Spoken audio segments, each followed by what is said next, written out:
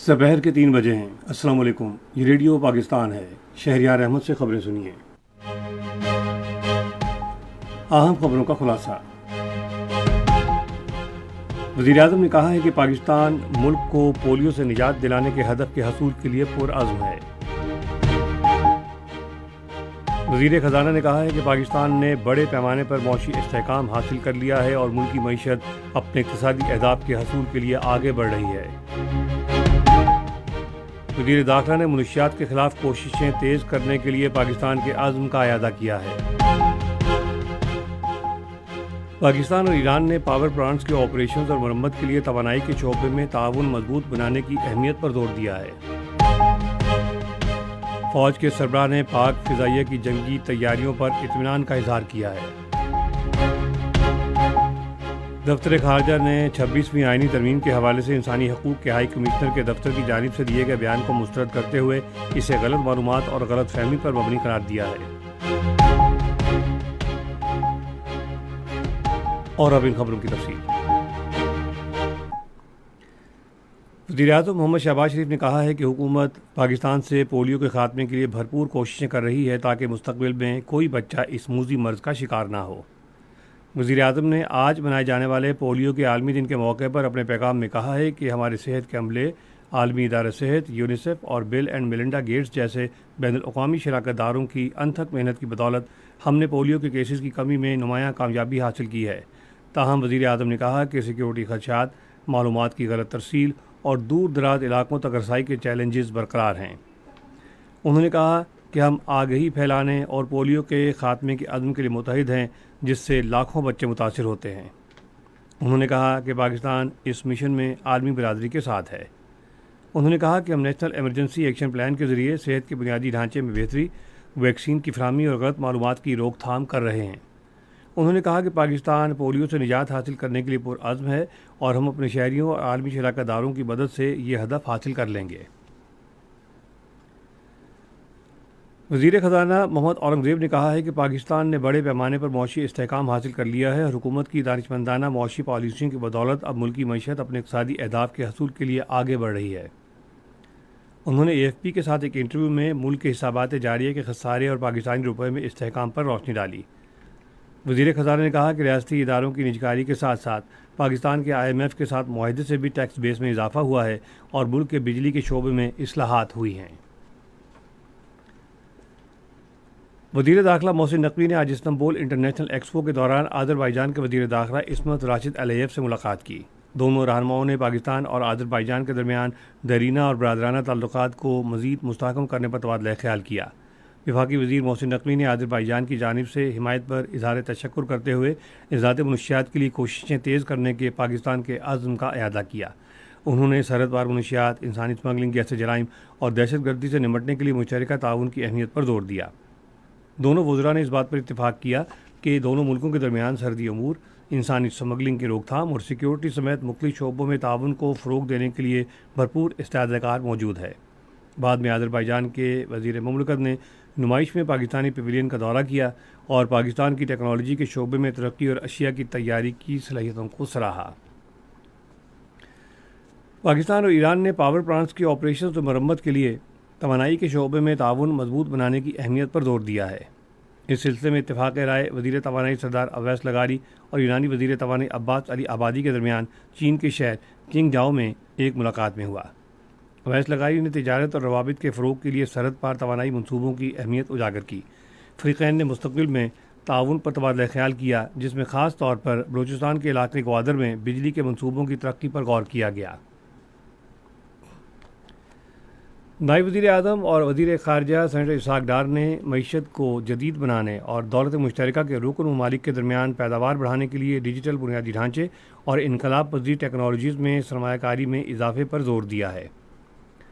सावा में Commonwealth business forum से खिताब करते हुए उन्होंने कॉमनवेल्थ बिज़नेस फोरम के अहम किरदार को ताउन, तिजारत और सरमायाकारी के प्लेटफॉर्म के तौर पर उजागर किया। इसहाक़ डार ने दौलत मुश्तरका की खुशहाली में पाकिस्तान के किरदार के अज़्म का अयादा किया और पायदार तरक्की, दौलत मुश्तरका के रुकन ममालिक के दरमियान तिजारत में इजाफे और इक़्तिसादी और समाजी तरक्की के लिए मुश्तरका विजन पर जोर दिया। ये खबरें आप रेडियो पाकिस्तान से सुन रहे हैं।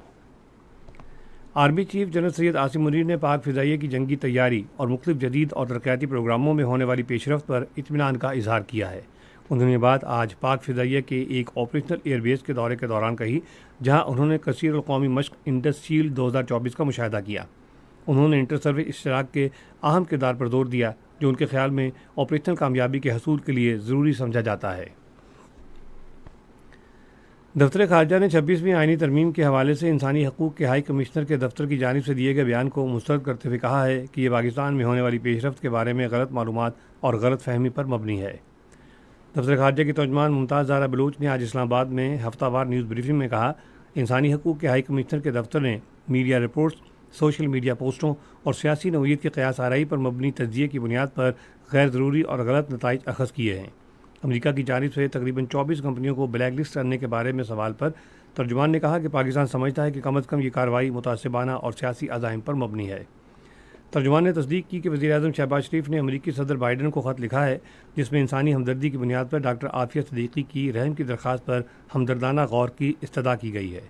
ایک سوال کے جواب میں ممتاز زہرا بلوچ نے کہا کہ پاکستان نے بھارت کے غیر قانونی زیر قبضہ جموں و کشمیر میں بھارتی آئین کے اطلاق کو کبھی بھی قبول نہیں کیا۔ پاکستان بین الاقوامی برادری کے ساتھ آج اقوام متحدہ کا دن منا رہا ہے۔ دفتر خارجہ نے آج کے دن ایک بیان میں کہا ہے کہ پاکستان سماجی اور اقتصادی ترقی میں مدد کے لیے اقوام متحدہ اور اس کے تمام اداروں، فنڈز اور پاکستان میں کام کرنے والے پروگراموں کے کردار کا معترف ہے۔ ریڈیو پاکستان آج شام 4:05 پر اپنے قومی نشریاتی رابطے پر اقوام متحدہ کے یوم تاسیس کے حوالے سے ایک مذاکرہ نشر کرے گا۔ وزیر مواصلات اور نجکاری عبدالعلیم خان نے وزیر اعلیٰ سندھ سید مراد علی شاہ سے آج کراچی میں ملاقات کی اور صوبے میں وفاقی حکومت کے مالی تعاون سے سڑکوں کے منصوبوں پر تبادلہ خیال کیا۔ ملاقات کے دوران حیدرآباد سکھر موٹر وے کے تعمیراتی کام پر پیش رفت پر بھی تبادلہ خیال کیا گیا۔ عبدالعلیم خان نے وزیر اعلیٰ سندھ کو بتایا کہ نیشنل ہائی وے اتھارٹی نے گھوٹکی کندکوٹ روڈ کی تعمیر کے لیے NOC جاری کر دیا ہے۔ انہوں نے بتایا کہ NHA M9 انٹرچینج کی رابطہ سڑک کی تعمیر بھی شروع کی جا رہی ہے۔ ملاقات میں جام شورو 7 روڈ کی تعمیر کا کام آئندہ سال 23 مارچ تک مکمل کرنے پر اتفاق کیا گیا اور انٹرچینج تعمیر کر کے ملیر روڈ کو مین روڈ کے ساتھ منسلک کیا جائے گا۔ معروف کلاسیکی اردو شاعر اور مصنف استاد قمر جلالوی کی برسی آج منائی جا رہی ہے۔ ان کا اصل نام سید محمد حسین تھا۔ وہ 1887 کو علی گڑھ کے قریب جلالئی میں پیدا ہوئے۔ تقسیم کے بعد انہوں نے کراچی ہجرت کی۔ قمر جلالوی کا شمار کلاسیکی اردو غزل کے بہترین شاعروں میں ہوتا ہے۔ ان کی مشہور تصانیف میں رشک قمر، اوج قمر، غم جاویداں اور تجلیات قمر شامل ہیں۔ وہ 1968 میں آج کے دن کراچی میں وفات پا گئے۔